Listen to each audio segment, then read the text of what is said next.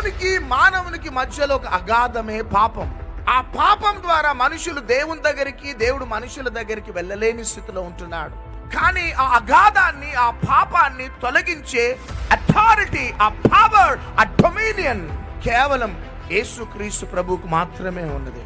నీ కుటుంబం బాగుపడాలి, నీ కుటుంబంలో ఉన్న శాపం తొలగిపోవాలి, నీ నిట్టూర్పులు, వేదన, కన్నీరు, పోరాటాలు తొలగిపోవాలి అని ఎక్కడెక్కడెక్కడెక్కడికో తిరిగినావు, ఎవరెవరికో నీ బాధలు చెప్పుకున్నావు. కానీ పాపము వలన వచ్చు జీతం మరణం, పాపము వలన వచ్చు జీతం శాపం. కానీ ఆ పాపమనే కాడిని విరగగొట్టే శక్తి ఒక్కరికే ఉన్నది ప్రపంచంలో. అది నజరేయుడైన యేసుక్రీస్తు ప్రభు మాత్రమే. ఆయన చేసేది ఏంటంటే నీ పాపాల నుంచి కంప్లీట్ గా నీకు విడుదల ఇచ్చేదే.